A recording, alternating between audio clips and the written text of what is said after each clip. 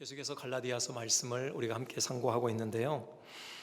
지금까지와의 그 어조와 조금 다른 느낌을 오늘 우리가 본문에서 받게 됩니다.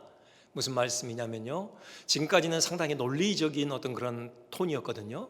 그래서 여러 앵글을 통해서 복음이 무엇인지 그 진리를 펼쳐내는데 상당히 논리적으로 그렇게 진술해 가는데요, 오늘은 좀 온정적입니다. 정서적인 어떤 그런 부분이 많이 가미가 돼 있어요. 오늘 이 12절부터 20절까지의 핵심 내용이라고 할 수 있는 것은요, 바울이 처음에 복음을 들고 그 갈라디아 땅을 밟았을 때, 바로 나중에 갈라디아 교회가 된 그 교인들과의 첫 만남의 순간이 어땠는지 그때의 그 과거를 주로 추억하고 있습니다. 근데 너무 좋았다라는 거예요. 성령 안에서 그 기쁨과 감격과 사랑이 흘러넘쳤다. 그때의 그 좋은 추억들을 지금 회고하고 있어요. 그것을 갈라디아 교인들에게 상기시키고 있습니다. 왜 그렇겠습니까? 다시 돌아오라는 거죠. 다시 그때의 그 열심을 회복하라는 거예요. 그때의 그 첫사랑 다시 좀 회복하기를 원한다 라는 그런 간곡한 호소가 담겨 있는 것입니다.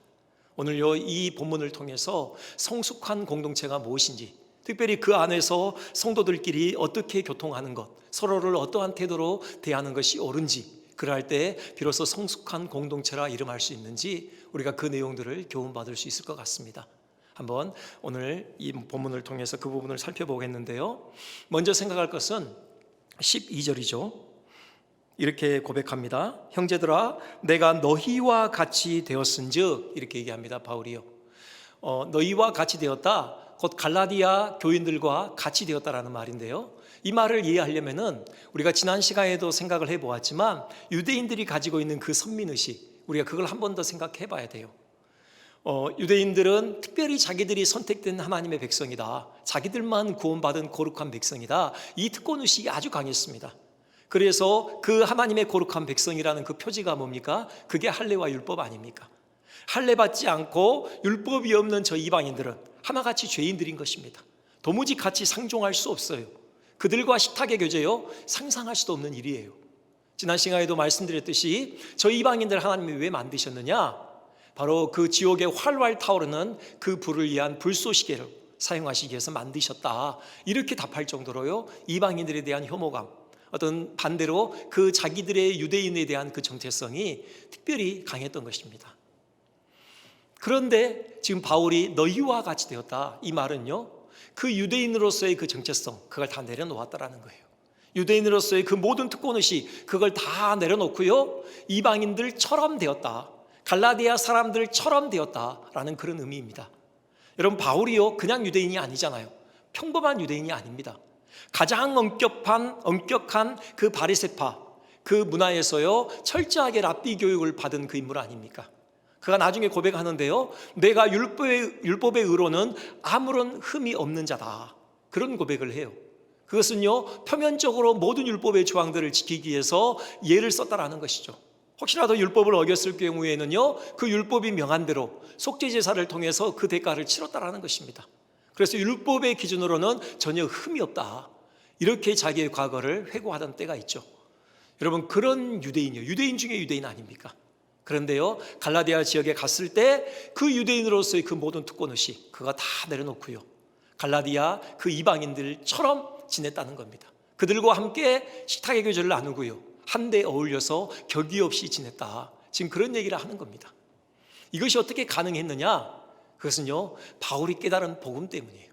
바울은 복음을 너무나도 선명하게 깨달았고 분명하게 확신했던 것입니다. 뭡니까? 이방인이나 유대인이나 다 소용없다라는 거예요. 사람이 가지고 있는 그 어떤 인간적인 조건, 그것이 구원과 아무런 상관이 없다라는 것, 이것을 바울은 너무나도 분명하게 깨달았던 것입니다. 오직 예수 그리스도의 구속의 은혜, 오직 그것만이 우리를 구원하는 유일한 근거다 라는 것을 분명하게 깨달았기 때문에 자기가 지금까지 지니고 있던 유대인으로서의 정체성, 그거 다 내려놓고 넉넉히 이방인과 함께 할 수 있었던 것이죠. 그 장면을 지금 이렇게 갈라디아 교인들에게 다시금 얘기하고 있어요. 자기에게 있던 그 모든 특권들, 그걸요, 하나같이 배설물로 여겼습니다. 오히려 하나님을 의지하는 데 있어서 방해거리로 여겼던 것이죠. 우리를 한번 돌아볼까요? 여러분, 우리 안에 있는 참 떨쳐내기 쉽지 않은 그런 본능 중에 하나가요, 비교 본능 아닌가요? 우리가 사람들을 만나면요, 나도 모르게 자동적으로 비교를 하게 돼요. 이렇게 쭉 계산기를 돌리죠. 쭉 그 사람을 스캔합니다. 그 사람의 외모가 어떠한지, 그 사람의 지식 수준은, 그 사람의 사회적인 어떤 그런 신분은, 가지고 있는 재산은, 심지어는 그 사람이 어느 정도 인품을 가지고 있는지, 그 여러 가지 조건들을요 한 번에 쫙 스캔해서 따지죠. 물론 자기가 더 특별하게 소중히 여기는 것들, 그걸 중심으로 해서요. 그리고는 결론을 내립니다. 계산을 끝내요. 만약에 내가 그 사람보다 더 낫다 그러면요 안도의 한숨을 내쉽니다. 그리고요 이렇게 표현은 않지만 자기 안에서 그 우월감을 만끽하죠. 존재의 의미를 찾는 겁니다. 그런데 계산을 했는데 그 사람이 자기보다 더 나아요. 그러면 지금까지 그 평온하던 마음에요 거센 풍랑이 일어나잖아요. 뭔가 얹힌 것처럼, 뭔가 체한 것처럼요 가슴이 답답해지는 어떤 그런 느낌을 우리가 받게 됩니다. 혹시라도 우리가 이런 경험을 지금도 하고 있다, 그것이 의미하는 것은 뭐냐? 우리가 아직 바울처럼 복음의 깊은 비밀에 경지에 이르지 못했다라는 그걸 의미하는 거예요. 우리가 아직 바울처럼은 이 복음의 이 실체를 우리가 깊이 깨닫지 못했기 때문이다. 여러분 그렇게 생각하면 틀림이 없을 거예요. 왜요? 우리가 가지고 있는 그 어떤 인간적인 조건, 그것이요 결코 하나님 앞에서 우리를 다른 사람보다 더 나은 사람으로 만들 수 없다는 것, 이것을 복음이 분명하게 항변하고 있어요. 우리가 정말 처절하게 정말로 절망할 수밖에 없는 죄인이라는 것, 이것이 복음이 우리를 너무나도 분명하게 이렇게 고소하고 있는 것입니다. 우리가 복음의 빛이 우리 가운데 확연히 비춰질 때 우리가 깨달을 수밖에 없는 것은요 우리가 죄인이라는 것이에요. 우리에게 있는 그 어떠한 인간적인 조건, 그것이 우리를 감히 하나님 앞에 우리를 내세울 수 없고 우리를 그 죄에서 구원할 수 없다는 것, 이것을 우리가 분명하게 깨닫게 돼요. 다른 사람보다 조금 더 나은 사람으로 우리가 그것을 세우는 것이 아니다, 이것을 분명하게 깨닫게 되는 거죠. 다 배설물처럼 여기게 되고요, 오히려 하나님을 전적으로 의지하는 데 있어서 오히려 방해거리가 될까 봐 오히려 더 조심하게 되는 것입니다. 그것 때문에 우울해지거나 그것 때문에 상실감을 겪거나 그러지 않는다라는 것, 우리가 바울을 통해서 분명하게 확인할 수 있는 것입니다. 또요, 바울이 이렇게 이방인처럼 되었다, 갈라디아 사람처럼 되었다, 여기에 이렇게 드러나 있는 것은요 바울의 열정입니다. 무슨 열정입니까? 구령의 열정이죠. 한 사람이라도 더 구원하고 싶은 그 복음 전도자로서의 바울의 면모를 지금 여기서 요가 없이 보여주고 있는 것입니다. 우리가 너무나도 잘 알고 있는 그런 고백이 있죠. 고린도전서 9장입니다 19절부터 22절까지인데요 한번 간략하게 띄워주시겠습니까? 이렇게 고백하죠. 내가 모든 사람에게서 자유로우나 스스로 모든 사람에게 종이 된 것은 더 많은 사람을 얻고자 함이라. 내가 여러 사람에게 여러 모습이 된 것은 아무쪼록 몇 사람이라도 구원하고자 함이니. 여러분 이 안에 생략된 말들을 알죠? 율법이 없는 자에게는 내가 그리스도의 율법을 가지고 있는 자이지만 율법 없는 자가 됐다. 율법이 있는 자에게는 내가 율법으로부터 자유로운 자이지만 내가 율법이 있는 자가 됐다.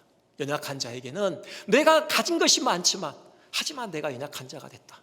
여러분 그런 고백을 하고 있는 겁니다.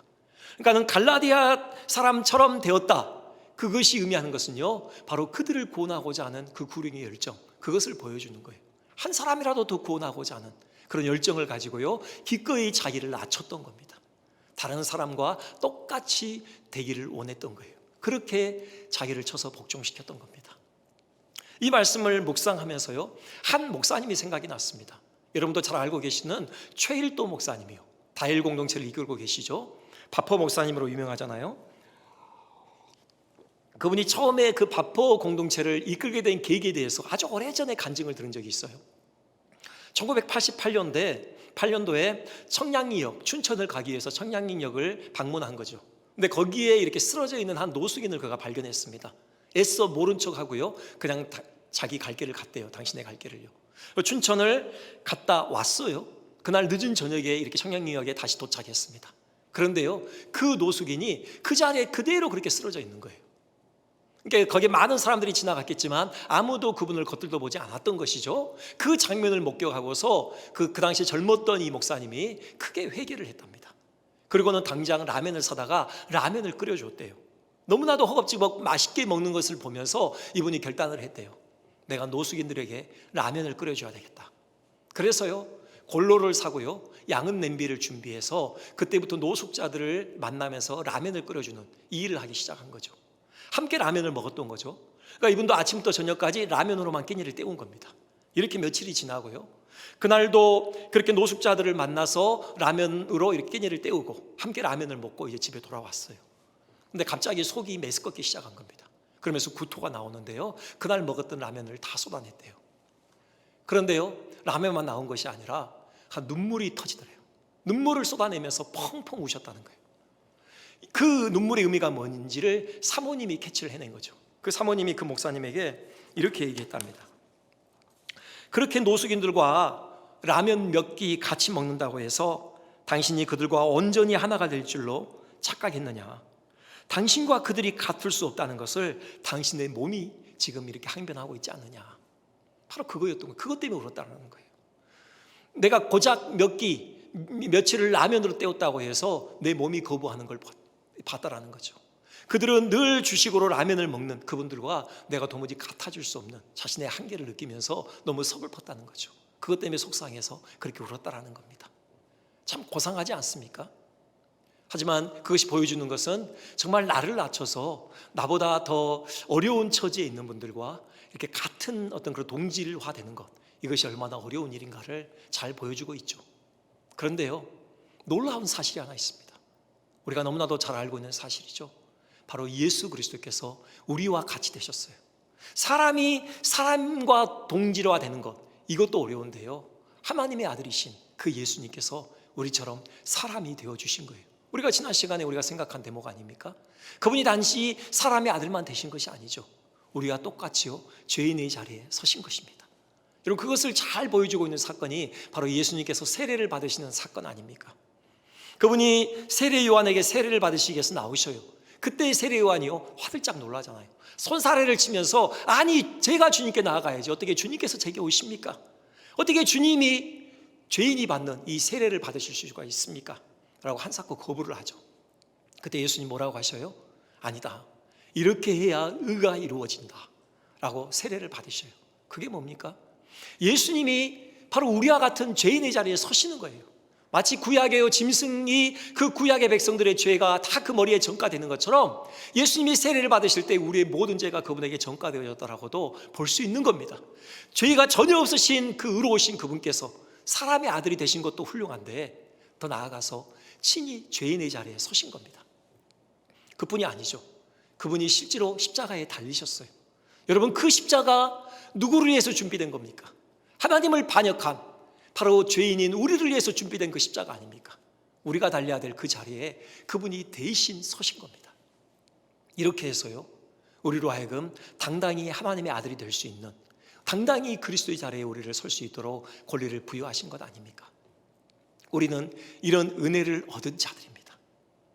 그렇기 때문에 어렵지만, 하지만 우리는 기꺼이 낮아질 수 있는 거예요. 기꺼이 다른 사람의 종이 될 수 있는 겁니다. 내가 가지고 있는 그 실력, 다른 사람들이 알아주지 않을까 봐 그것 때문에 전전긍긍하지 않을 수 있어요. 내가 실력 발휘함으로 그것으로 나의 존재의 의미를 만끽하고, 여러분, 이거 멈출 수 있는 겁니다. 기꺼이 다른 사람들의 종이 되어져서 진정으로 그 사람들의 유익을 위해서 섬기는, 그 섬기는 자리에 우리가 설 수 있는 거죠. 여기서 한 가지만 더 생각해 볼 수 있는 것은요, 관점입니다. 관점. 여러분, 어떤 공동체의 구성원들끼리 왜 갈등이 첨예하게 그렇게 발현되는 겁니까? 왜 갈등이 사그라들지 않죠? 그것은요, 관점 때문이죠. 다 누구나 자기 관점을 고집하는 겁니다. 자기 관점을 포기 못해요. 너도 내 관점에서 생각해라라고 다 자기 관점을 주장하는 겁니다. 그렇기 때문에 갈등이 해소되지 않는 거죠. 점점 더 골이 깊어지고 첨예화되는 것 아닙니까? 그 자녀들이요, 부모에게 뭔가 잘못했을 때 그렇게 얘기하죠. 아빠, 한 번만 용서해 주세요. 그런데요, 또 같은 의미로 이렇게도 얘기합니다. 아빠, 한 번만 봐주세요. 딱 한 번만 봐주세요. 여러분, 용서해 달라는 것과 봐달라는 것, 이것은 같은 의미선상에 있다는 거예요.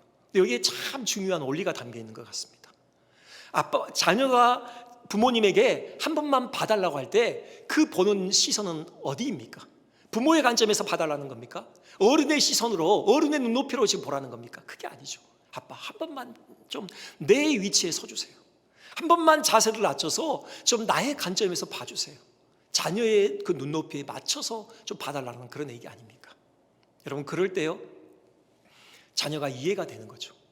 왜 그런 말을 했는지, 왜 그렇게 행동할 수밖에 없었는지 바로 자녀가 진심으로 이해가 되는 것 아닙니까? 이것이 이해하다라는 말이 담고 있는 원래의 의미입니다. 여러분, 이해하다 영어로 뭡니까? understanding 아닙니까? 바로 understand, 아래에 서다 아닙니까? 진정한 이해는 아래에 설 때 바로 얻을 수 있는 거라는 거죠. 눈높이를 낮추는 거예요. 그렇게 이해가 되면은 자연스럽게 따라오는 반응은 용서가 되는 거죠. 넉넉히 그 허물을 끌어안아 줄 수 있는 것입니다. 그런 의미에서 용서하다와 봐주다, 이것은 같은 의미선상이 있다는 것이죠. 우리 안에 그런 넉넉함이 있었으면 좋겠습니다. 그렇게 넉넉히 내 관점을 고집하는 것이 아니라 정말 다른 사람의 그 관점에서 생각해보고 눈높이를 낮춰서 그 사람의 어떤 눈높이에서 생각을 해보며 그렇게 이해해주고 끌어안아주는 그런 사람들이 됐으면 좋겠습니다. 그럴 때 우리 공동체가 훨씬 더 풍성하게 되지 않겠습니까? 여러분, 두 번째 우리가 살펴볼 것은요, 14절입니다. 14절 보면요, 그 마지막 부분에 이런 얘기를 해요. 오직 나를 하나님의 천사와 같이 또는 그리스도 예수와 같이 영접하였도다, 그렇게 얘기합니다. 그리스도 예수와 같이 영접하였도다. 여러분, 이 말이 나온 배경을 좀 생각을 해봐야 되는데, 지금 13절을 보시면요, 이렇게 고백하죠. 내가 처음에 육체의 약함으로 말미암아 너희에게 복음을 전한 것을 너희가 아는 바라, 그랬습니다. 그러니까 처음에 갈라디아 지역에 방문하게 된 것이 바울이 가지고 있는 육체의 연약함 때문이었다는 거예요. 그가 선교 여행을 하다가 특별히 육체적인 어떤 연약함이 있었고 그것 때문에 그 갈라디아 지역에 머물게 되어졌고 그래서 복음을 전하게 됐다. 지금 그런 얘기를 합니다. 그 육체의 연약함이 무엇이었을까? 바울을 괴롭혔던 그 육체의 질병이 무엇이었을까? 많은 학자들이 나름대로의 견해를 제시합니다. 지금 갈라디아 지역에 오기 전에요, 바울이 밤빌리아라는 곳에 머물렀습니다. 보가라는 곳에요. 근데 그 지역은 늪지대가 많아요. 그렇기 때문에 모기가 많았죠. 그 모기에 물려서 말라리아에 걸렸을 것이다. 그래서 좀 더 고지대인 갈라디아 지역은 한 1000m 정도 되거든요, 해발. 그래서 지금 그쪽으로 옮겨왔을 것이다. 뭐 이런 해석도 있습니다. 그리고 당연히 나오는 해석 중에는요, 안질이 빠질 수가 없죠. 여기 15절인가요? 그런 고백을 하잖아요. 너희가 할 수만 있었더라면 너희의 눈이라도 빼어 나에게 주었으리라. 아, 눈에 무슨 문제가 있었나 보다. 그래서 그 바울에게 있었던 질병은 안질이었을 것이다. 그런 얘기를 해요. 갈라디아서 6장 11절에도 그런 비슷한 얘기가 나옵니다. 내가 이렇게 큰 글자로 쓴 것을 너희가 보아라. 분명히 어떤 시력이 많이 망가졌을 것이다. 그런 추정을 합니다. 어떤 학자들은요, 그보다 더 심한 질병이었을 것이다. 더 심각한 뉘앙스가 이 본문 안에서 발견되거든요. 그래서 간질이었을 것이다. 의학적인 용어로 뇌전증이라고 하잖아요. 어떤 뇌의 전류가 흐름에 있어서 문제가 생기는 거죠. 그런 간질과 같은 아주 심각한 어떤 그런 문제가 있었을 것이다. 또 이렇게 학자들이 추정을 하게 됩니다. 중요한 것은요, 여러분 14절을 한번 보시겠습니까? 여기 보면은 너희를 시험하는 것이 내 육체에 있으되, 이렇게 얘기해요. 지금 바울에게 무슨 질병이 있었든지 간에 그 육체의 연약함이 문제가 됐던 건 뭐냐? 갈라디아 그 교인들에게 시험거리가 됐다는 겁니다. 지금 바울이 무슨 자격으로 왔습니까? 복음 전도자의 자격으로 왔어요. 그가 복음을 전하는데 그 복음은 온 만물을 지으신 창조주 하나님을 증거하는 것 아닙니까? 근데 그 복음을 전하는 메신저인 바울 자신은 정작 육체의 연약함에 종속돼 있었어요. 이것이 충분히 시험거리가 될 수 있었다는 겁니다. 그보다 더 심각한 얘기를 해요. 여기 보면요, 14절에 너희가 업신여기지도 아니하고 버리지도 아니했다. 지금 이런 얘기를 하는데요, 여기 버리지도 아니했다, 이 말은요, 침을 뱉다라는 의미를 가지고 있어요. 문자적으로는요, 침을 뱉다입니다. 침을 뱉을 만큼 경멸히 여기다, 아주 혐오스럽게 여기다, 그런 의미를 가지고 있어요. 그러니까 바울이 가지고 있는 그 육체적인 연약함이요, 갈라디아 교인들에게 시험거리가 되어졌고, 나아가서 바울을 업신여길 만큼, 침을 뱉어서 경멸감을 표시할 만큼 그렇게 문제가 됐다는 겁니다. 이것은요, 그 당시 이교도들의 사고방식에 의하면 그러해요. 육체적인 질병이나 정신적인 질병에 대해서는 신의 저주의 결과다, 그런 생각을 가지고 있었어요. 사실 이것은 그 이방인들만이 아니죠. 당시 유대인들도 그런 생각했잖아요. 여러분 기억을 더듬어 보시면요, 남에서부터 소경된 자, 그 사람 놓고 제자들이 예수님께 뭐라고 물어요? 이 사람이 이렇게 된 것이 자기의 죄 때문입니까? 부모의 죄 때문입니까? 그렇게 묻잖아요. 그러니까 육체적인 질병이든 정신적인 질병이든 그것은 자기들이 믿는 신의 저주의 결과이다. 그렇게 다들 믿었던 것이죠. 그러니까 이들이 경멸히 여기고 그렇게 업신여길 만한 그런 빌미가 됐던 것입니다. 그런데 어떻게 했어요? 갈라디아 교인들이요?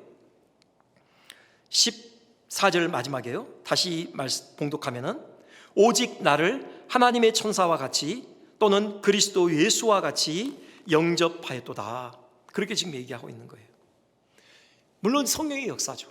성령께서 이들의 영의 눈을 여신 겁니다. 그래서 바울의 연약함에 집중한 것이 아니라 바울이 전하는 그 복음 안에 담겨있는 바로 그리스도의 영광의 빛을 그들이 주목해 본 것입니다. 그 예수 그리스도를 그들의 구주로 받아들인 것이죠. 그 복음으로 말미암아 그들이 영원한 생명을 얻게 되는 그런 역사가 있게 된 것이에요. 그래서 감격하게 된 것이죠. 기뻐하게 된 것입니다. 즐거워하게 된 것이에요. 그러니 그 복음을 가져다 준 그 바울이 얼마나 귀한 존재로 여겨졌겠습니까? 하나님께서 보내신 천사와 같이 마치 바울이 전한 그 복음 안에 담겨있는 그리스도의 그 영광, 바로 그 영광을 덧입고 있는 그 존재로 바울을 그렇게 여겼던 것입니다. 더 나가서요 15절 보십시오. 15절 뒷부분에 보면요, 너희가 할 수만 있었더라면 너희의 눈이라도 빼어 나에게 주었으리라. 그렇게 얘기합니다. 이걸 문자적으로 그대로도 받을 수 있죠. 바울에게 안질이 있었다면 그 연약함을 안타깝게 여기고 그래서 그들의 눈이라도 빼어서 바울의 그 연약함을 회복시켜주고자 하는 그런 마음이 갈라디아 교인들에게 있었다는 거예요. 이걸 상징적으로 보더라도요, 눈은요 우리 몸에 있어서 가장 소중한 기관이에요. 가장 소중한 것을 바울에게 주고 싶은 그 마음이 갈라디아 교인들에게 있었다는 겁니다. 그렇게 바울을 귀히 여기고 그렇게 바울을 사랑했다는 것이죠. 바로 이것이 바울과 갈라디아 교인들과의 첫 만남 가운데 있었던 너무나도 아름다운 장면이었습니다.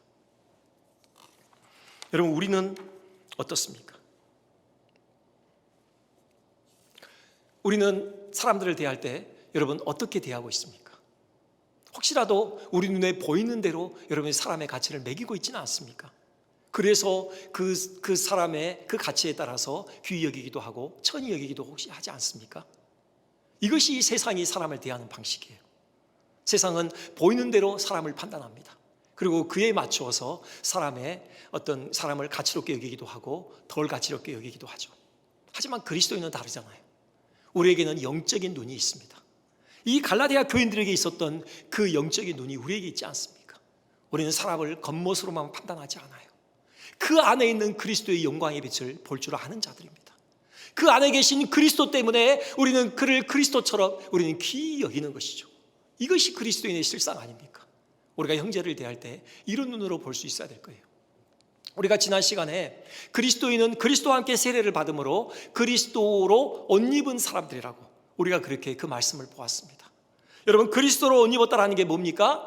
그것은 그리스도께서 가지고 계신 그 하나님의 아들로서의 영광과 존귀를 우리가 덧입었다라는 얘기죠. 사람이 이룰 수 있는 최고의 그 영광의 위치, 하나님의 아들의 위치에 우리가 이르게 되어졌다. 바로 그 말입니다. 우리 영의 눈이 열려서 우리가 형제를 볼 때 우리가 정말 그리스도의 그 영광과 존귀로 덧입고 있는 우리가 그것을 볼 수 있어야 되는 것이죠. 그래서 그리스도를 대하듯 우리가 형제를 귀히 여겨야 한다는 것입니다. 여러분, 예수님께서 천국에 대해서 비유로 많이 말씀하셔요. 그때요 한 가지 비유가 그 진주 장사 비유가 있습니다. 마태복음 13장이죠. 한번 보여주시겠습니까? 또 천국은 마치 좋은 진주를 구하는 장사와 같으니 극히 값진 진주 하나를 발견하매 가서 자기의 소유를 다 팔아 그 진주를 사느니라. 이렇게 되어 있습니다. 여러분, 이 비유 이전에 했던 비유 여러분 아시죠? 성경을 좀 아시는 분들은요, 그게 뭡니까? 밭에 감추인 보화 비유죠. 그것과 이것이 다른 점이 있어요. 밭에 감춘 보화 비유는요, 그렇게 얘기해요. 천국은 밭에 감추인 보화와 같으니, 그렇게 되어 있습니다. 근데 방금 이 비유는요, 천국은 진주와 같으니 그렇게 얘기하지 않아요. 값진 진주를 발견한 장사와 같으니 그렇게 되어 있어요. 그리고 차이가 있어요. 그 차이가 뭘 의미합니까? 바로 여기서 말씀하시는 그 천국은요, 진주가 아니라 장사라는 거예요. 그 장사는 누구예요? 바로 하나님이신 거죠. 그렇다면 그 진주는 누굽니까? 우리 자신이라는 겁니다. 하나님께서 우리를 그렇게 귀히 여기셔서요, 가장 귀한 소유, 바로 독생자 예수 그리스도를 우리를 위해서 보내주셨다는 겁니다. 예수 그리스도의 생명과 우리를 바꾸셨다는 거예요. 그렇게 해서 값주고 산해진 바 된 우리는 너무나도 존귀롭고 보배로운 그런 진주와 같다는 거예요. 여러분, 그런 자들이에요. 우리 영의 눈이 열려서 우리는 그렇게 형제를 바라봐야 돼요. 그리스도의 그 생명의 값을 치르고 산해신 바 된 너무나도 보배롭고 존귀한 진주와 같은 자인 것을 우리가 볼 수 있어야 되는 것이죠. 그렇게 우리가 형제를 대해야 하는 것입니다. 물론 그리스도인만 그렇게 보배롭고 가치 있는 것은 아니죠. 누구나 다 하나님의 형상이 있고요, 그 면에서 존귀 여김을 받아야 될 자격이 있는 자들입니다. 여기서요, 우리가 한 가지만 더 주목해 보고 싶은 것은, 여러분, 바울이 연약했다는 거예요. 바울에게 심각한 육체적인 질병이 있었다는 거예요. 그것 때문에 갈라디아 그 교인들이 시험거리가 될 만한 그런 요소가 바울에게 있었다는 거예요. 여러분, 다시 생각해 봐야 돼요. 우리에게도요, 누구나 다 이런 연약함이 있어요. 꼭 육체적인 질병만을 얘기하는 게 아니에요. 인격적으로 누구나 다 흠이 있고 결함이 있어요. 우리가 고상한 척, 거룩한 척 앉아있지만요, 우리 실상을 적나라하게 들여다본다면 사람들이 다 실망할 수밖에 없고 마음의 상처를 입을 수밖에 없는, 정말 시험에 들 만한 그런 시험거리들이 우리 안에 다 있어요. 우리 그렇게 연약한 자들이잖아요. 그럼에도 불구하고 갈라디아 교인들은 어떻게 했어요? 바울을 환대했어요. 하나님이 보내신 천사처럼, 그리스도 예수처럼 그 복음이 가지고 있는 그 영광 때문에 바울을 그렇게 보배롭고 존귀하게 여겼던 것이고, 오히려 그 연약함을 보충해 주기 위해서 자기들의 눈이라도 빼주고 싶은 그런 마음을 가졌던 거예요. 이것이 우리에게 있어야 될 마음이죠. 형제 연약함이 발견되어졌을 때, 야, 어떻게 그럴 수가 있느냐, 나 너에게 실망했어 하고 비난하고 돌아서는 것이 아니라요. 그래, 너도 연약하고 나도 똑같이 연약한 사람이야. 그러니까 예수님이 우리를 위해서 십자가에서 피 흘리신 것 아니야. 너무 실망하지 말고 우리 힘을 내자. 최고의 건축가이신 그 하나님의 손에 우리가 붙들려 있잖아. 그분이 우리를 고귀한 그리스도 형상으로 지금도 빚어가고 계시잖아. 우리 하나님의 그 손을 바라보며 그분의 그 신실하심을 바라보며 우리 다시 힘을 내자. 여러분, 이렇게 위로하고 격려하고 오히려 그 연약함을 감싸 안고 품어주는 것, 이것이 마땅히 우리가 형제를 대하는 정당한 태도라는 것입니다. 이러한 성숙한 그리스도인들 우리 모두가 됐으면 좋겠습니다. 마지막으로 한 가지 더 살펴보고 싶은데요, 19절입니다. 19절에 이런 고백을 하죠. 나의 자녀들아, 너희 속에 그리스도의 형상을 이루기까지 다시 너희를 위하여 해산하는 수고를 하노니. 그런 고백을 합니다. 여러분, 이 고백이 나오게 된 배경을 우리가 잘 아시죠? 갈라디아 교인들의 그 첫사랑이 그만 식어버린 겁니다. 아니, 완전히 돌변해 버렸어요. 바울이 전한 그 복음, 성령의 기쁨으로 받았던 그 복음을 떠나버린 거죠. 그리고요, 바로 바울도 적대시하는 거예요. 여러분, 16절 보십시오. 내가 너희들에게 참말을 함으로 인해서 내가 너희의 원수가 되었느냐. 지금 갈라디아 교인들이요, 바울을 원수처럼 대하기 시작한 겁니다. 무엇 때문입니까? 물론 그 교회에 들어온 거짓 교사들 때문이죠. 그들이 바울과 갈라디아 교인들 사이를 이간시킨 겁니다. 거기에 꿰임에 빠져서요, 지금 이런 지경에 이르게 된 것이에요. 거기에 대해서 바울 어떻게 얘기합니까? 너희들이 그럴 수가 있어? 그래? 그럼 나도 이제 끝이야 하고 바울도 그 마음을 정리합니까? 그게 아니에요. 여러분, 19절 다시 보십시오. 갈라디아 교인들을 뭐라고 부르는지요? 나의 자녀들아, 나의 자녀들아, 그렇게 부르고 있어요. 여러분, 갈라디아 교인들 바울이 복음으로 낳은 것 아닙니까? 무릎으로 낳았어요. 가슴으로 낳았습니다. 성령으로 낳은 그 자녀들이에요. 여러분, 그 마음에 변함이 없어요. 여전히 갈라디아 교인들은 바울에게 있어서 복음으로 낳은 그 소중한 자식들이었던 것입니다. 그래서 애타는 심정으로 그렇게 불러요. 나의 자녀들아. 그러면서 내가 너희 속에 그리스도 형상이 다시 이루기까지 내가 해산의 수고를 감당하기로 결단한다. 해산의 수고요, 여러분, 여의도로서 생에서 당할 수 있는 가장 큰 수고, 가장 큰 고통 아닙니까? 제가 어렸을 때 들었던 얘기로는요, 그 예전에는 우리 여자분들이 이 해산하기 위해서, 출산하기 위해서 방으로 들어갈 때요, 자기가 벗어놓은 그 신발을 한번 물끄러미 쳐다보고 간다고 하잖아요. 왜요? 내가 다시 이 방에서 나와서 이 신발을 신을 수 있을까? 그런 고민을 하면서요. 그렇게 자기 목숨을 거는 어떤 그런 수고가 해산의 수고였습니다. 지금 바울이 그 얘기를 하는 거예요. 내가 너희를 위해서 다시 해산의 수고를 하겠다고요. 좀 과장된 건 아닙니까? 바울이 해산의 수고를 알아요? 근데 무슨 해산의 수고를 하겠다라는 이런 표현을 씁니까? 여러분, 그렇게 의문을 할 수 있는데요, 아니에요. 바울이 어떻게 갈라디아 교인들을 낳았는지, 어떻게 갈라디아 교인들을 섬겼는지요, 여러분, 그 배경을 알면요, 이 의미의, 이 단어에 담긴 그 묵직함을 우리가 헤아릴 수 있습니다. 한번 지도를 보여주시겠습니까? 이것이 바울의 1차 전도 여행의 루트입니다. 어디서부터 보냐면요, 저 중간에 버가에서부터 보죠. 저희가 바로 밤빌리아 버가입니다. 거기서 비시디아 안디옥 저 위로 올라가요. 160km인가 260km인가 정확하게 거리가 기억이 안 나는데요, 떨어져 있어요. 육체 연약함을 가지고 그곳에 간 것 아닙니까? 그곳에서 회당에 들어가서 복음을 전해요. 유대인들의 심한 반대가 있습니다. 결국 쫓겨나요. 그 아픈 몸을 이끌고요, 이고니온까지 와요. 150km 정도 떨어져 있다고 합니다. 그 이고니온에 들어가서 또 여전히 회당에 들어가서 또 유대인들과 경건한 이방인들에게 복음을 전합니다. 이번 유대인들이요, 더 강하게 반발을 해요. 돌을 들어 치려고 해요. 어쩔 수 없이 거기서 쫓겨나서요, 또 루스드라로 와요. 30km 정도 떨어져 있는 그곳으로 옵니다. 거기서요, 남에서부터 안진뱅이 된 자 고쳐주잖아요. 그래서 사람들이 막 난리법석을 떨어요. 와, 제우스와 흐르메스, 우리가 섬기는 신이 인간의 모습으로 이렇게 강림했구나. 제사를 드리려고 막 난리법석을 떨죠. 바울이 옷을 찢어가며 그 무리 가운데 들어가서 겨우 뜯어 말립니다. 그렇죠, 그런 일이 있어요. 그런데요, 승승장구할 것 같은데 저 안디옥, 비시디아 안디옥과요, 이고니온에 있는 유대인들이 거기까지 쫓아와요. 그래가지고요, 사람들을 선동합니다. 그래서 급기야는 바울을 돌로 쳐서 의식을 잃게 만들죠. 바울이 의식을 잃어버리잖아요. 사람들은 죽은 줄 알아요. 그래서 그 죽은 줄 알고 의식을 잃은 그 몸을 들어다가요, 성 밖으로 내던집니다.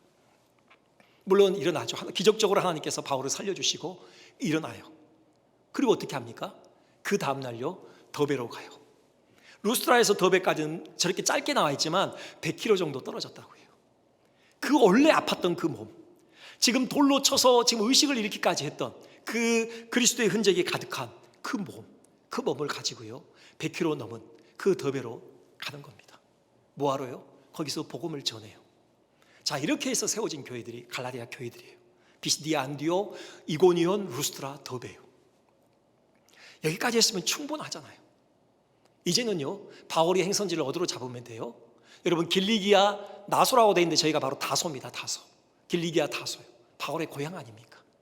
여러분, 그곳으로의 행선지를 정해도 되는 거예요. 이제 그 지친 몸 이끌고요, 이제 자기 고향으로 와서 좀 쉬어도 되잖아요. 아니면요, 더 가서 안디옥까지 가도 돼요. 원래 자기를 파송했던 그 모교회 아닙니까? 여러분, 거기 가면 되잖아요. 근데 바울이 어떻게 해요? 발걸음을 다시 돌려요. 그래서 루스트라로 가요. 그리고 이고니온으로 가요. 그리고 비시디아 안디옥으로 갑니다. 왜 그렇게 했냐고요? 여러분, 한번 보시겠습니까? 사도행전 14장 한번 보여주시겠습니까? 22절인데요. 제자들의 마음을 굳게 하여 이 믿음에 머물러 있으러 권하고 또 우리가 하나님의 나라에 들어가려면 많은 환난을 겪어야 할 것이라 하고. 여러분, 이 권면하기 위해서예요. 만약에 바울이 그대로 그냥 다소나 원래 자기 모교회로 돌아가 버렸다, 여러분, 그러면 어떻게 되겠습니까? 갈라디아 교인들이요, 이제 막 믿음의 첫 걸음마를 뗐잖아요. 근데 그들이 두 눈으로 똑똑히 봤어요. 바울이 유대인들에게서 어떻게 핍박을 받는지요, 심지어 어떻게 돌에 맞아 다 죽은 자처럼 되어졌다는 것, 여러분, 그 장면을 보았던 거예요. 그대로 바울이 물러서면은 여러분, 이들의 마음이 흔들리잖아요. 두렵잖아요. 공포스럽잖아요. 여러분, 믿음을 포기할 수도 있다고요. 그걸 놔둘 수 없는 거예요. 그래서 다시 그 지친 몸, 그 아픈 몸을 이끌고요, 다시 바울이 가는 겁니다. 가서 그렇게 얘기하는 거예요. 그들의 마음을 굳게 해주는 거예요. 이 믿음에 머물러 있으라고 권하는 겁니다. 하나님 나라에 들어가기 위해서는 우리가 이 정도의 고난을 받아야 된다라고, 그렇게 바울이 예탈하게 정말 애절한 심령으로 그들에게 권하는 겁니다. 여러분, 여기서 끝이 아니에요. 23절 한번 보시겠습니까? 각 교회에서 장로들을 택하여 금식 기도하며 그들이 믿는 주께 그들을 위탁하고, 그렇게 얘기해요. 아직 어린 교회 아닙니까? 그들을 놔둘 수가 없는 거예요. 그래서 지도자들을 세우는 겁니다. 그들을 위해서 금식하면서 기도해요. 안수해서요, 그들을 지도자들로 세워요. 그래서 조직교회로 갖추게 하는 겁니다. 말씀이 전해지게 하고요. 그래서 그 말씀의 기초 위에 교회가 견고하게 자라가기를 간절히 원하는 마음으로 이 일을 하는 거예요. 여러분, 그냥 다소로 갈 수도 있고 그냥 안디옥으로 돌아갈 수도 있어요. 근데 그렇게 하지 못해요. 왜요? 자기가 복음으로 나온 그 교회가 든든하게 서기를 원하는 거예요. 그래서 그 지친 몸 이끌고 가서 그렇게 말씀을 권하고 그렇게 교회 지도자들을 세우는 거예요. 여러분, 이 일을 했던 겁니다. 이렇게 해서 교회를 세웠어요. 이렇게 해서 복음으로 그 교회들을 낳았던 겁니다. 이것이 바로 해산의 수고가 아니고 무엇입니까? 바울이 당당하게 그 표현을 쓸 수 있는 거예요. 내가 해산의 수고를 통해서 너희를 낳았다라고 얼마든지 당당하게 바울은 얘기할 수 있는 거죠. 그렇게 해서 교회를 낳았더니, 잘 자라주기를 바랐더니 거짓 교사들의 꾀임에 빠져서 다 망가지게 됐다고요. 바울의 마음이 무너지는 거죠. 어떻게 합니까? 그 마음 추스리고 어떻게 해요? 좋다. 내가 다시 너희를 위해서 그 해산의 수고를 넉넉히 감당하겠다. 너희들이 다시 복음으로 돌아오고 너희들 안에 그리스도가 견고히 뿌리를 내려서 어떠한 핍박과 어떠한 유혹에도 흔들리지 않을 그런 견고한 교회로 서기까지 내가 너희를 위해서 다시 해산의 고통을 감당하겠다. 여러분, 지금 그런 고백을 지금 바울이 하고 있는 겁니다. 여러분, 이 단어 안에 담겨있는 그 묵직함이 느껴지십니까? 이겁니다. 여러분, 한번 우리 자신을 돌아보십시오. 우리가 어떤 과정을 통해서 여기까지 와 있게 됐습니까? 누군가가 우리를 위해서 이 해산의 수고를 감당했기 때문입니다. 물론 우리 구주 예수 그리스도께서 그 수고를 감당하셨고요, 그 수고를 이어받아서 누군가가 우리를 위해서 해산의 수고를 감당했기 때문에 오늘 우리가 여기 이렇게 서 있는 것 아닙니까? 물론 저는 더더욱 그렇고요. 저 같은 것이 어떻게 감히 하나님의 말씀을 대언하는 이 소중한 자리에 서 있을 수 있습니까? 당연히 누군가가 저를 위해서 해산의 수고를 감당했기 때문이죠. 여러분, 그런 은혜를 입은 자들로서 우리가 다른 사람을 위해서 이제 기꺼이 해산의 수고를 감당하기로 결단해야 되지 않겠습니까? 너무나도 많은 사람들이요, 좋은 교회 찾아다닙니다. 어디 좋은 교회 없냐고, 어디 정말 좋은 교회 없냐고, 좋은 교회를 찾아서요 교회를 순례하는 그런 어떤 나그네들이 참으로 많습니다. 여러분, 그 마음은 이해가 됩니다. 정말 성령 충만한 교회, 정말 좋은 교회, 여러분 다 갖추어진 교회, 거기서 제대로 신앙생활을 하고 싶은 여러분 그 마음이 이해는 되긴 합니다. 하지만요, 성경의 가르침을 보면요, 그것은 바르진 않습니다. 그걸 우리가 꼭 옳다고 할 수 없어요. 두 가지 이유 때문인데요, 먼저 하나는요, 완전한 교회는 이 세상에 없습니다. 그들이 기대하는 그런 정말 좋은 교회 세상에 없어요. 여러분, 그 유명한 이야기 아시죠? 스펄전 목사님이에요. 한 젊은이가 스펄전 목사님 찾아와서, 목사님, 정말 완전한 교회 좀 제게 소개시켜 주십시오. 그때 그 목사님이 뭐라고 답변해요? 이보게 젊은이, 그런 교회를 찾거들랑 나한테 먼저 얘기해 주게. 내가 이 목회 그만두고 나 그 교회 교인으로서 좀 이렇게 신앙생활하고 싶네. 그리고 또 말을 이어갑니다. 이보게 젊은이, 정말 그런 완전한 교회를 찾거들랑 자네는 그 교회에 가지 말게. 왜요? 자네 때문에 그 교회의 완전함이 깨어진다네. 여러분, 세상에 완전한 교회 없습니다. 우리가 기대하는 정말 그런 좋은 교회요, 여러분 그런 교회는 없어요. 왜요? 교회는 다 죄인들이 모이는 곳이에요. 망가질 대로 망가지고 허물 많은 그런 죄인들이 모이는 곳이에요. 예수 그리스도의 그분의 구속의 은혜가 없이는 정말 어찌할 수 없는 그런 죄인들이 모이는 곳 아닙니까? 그 은혜를 받아서 최고의 건축가 되시는 그 주님의 손에 의해서 이리 깨지고 저리 깨져가면서 우리 안에 그리스도 형상이 빚어져 가고 있는, 여러분 그런 죄인들이 모여있는 곳, 그것이 교회 아닙니까? 또 한 가지 이유는요, 여러분 성경은 다 갖춰진 곳, 누군가가 수고해 놓은 곳에서 그 열매만 그냥 이렇게 받아 먹으라고 성경은 그렇게 얘기하고 있지 않아요. 나보고 수고하라고 얘기하는 겁니다. 내가 눈물로 씨를 뿌리라고 얘기해요. 남이 뿌려놓은 그 눈물의 씨앗만을 그냥 그 열매만을 거두는 것이 아니라요, 내가 수고하고 내가 눈물로 씨를 뿌리고 내가 대가를 치르라고 성경은 그렇게 얘기하고 있어요. 좋은 교회를 찾아다니는 것이 아니라 내가 헌신함으로 내가 이 해산의 수고를 통해서 좋은 교회를 만들어가라고 성경은 그렇게 우리에게 가르치고 있는 것입니다. 목회자요, 흠이 많습니다. 여러모로 부족합니다. 여러분, 그것을 비난할 것이 아니라 그것을 품는 겁니다. 여러분, 목회자를 위해서 해산의 수고를 기꺼이 감당하는 겁니다. 장로님들이요, 중직자들 물론 실망스러운 부분이 없을 수 없습니다. 하지만 품는 겁니다. 해산의 수고를 기꺼이 감당하는 거죠. 이제 막 신앙의 발걸음을 뗀 새신자들 품는 겁니다. 그 안에 그리스도 형상이 이루기까지 우리가 기꺼이 해산의 수고를 감당하는 것이죠. 여러분, 그럴 때 성숙한 공동체가 되는 것이고, 그럴 때 우리가 찾는 그 좋은 교회가 바로 우리 교회가 되는 것입니다. 말씀을 마치겠습니다. 우리 교회가 주 안에서 서로 하나됨을 이루고 주님의 이름으로 서로를 존귀히 여기며 형제의 성숙을 위해 기꺼이 해산의 수고를 감당하는 풍성한 성도의 교통이 있는 성숙한 공동체가 되기를 간절히 소망합니다. 기도하겠습니다.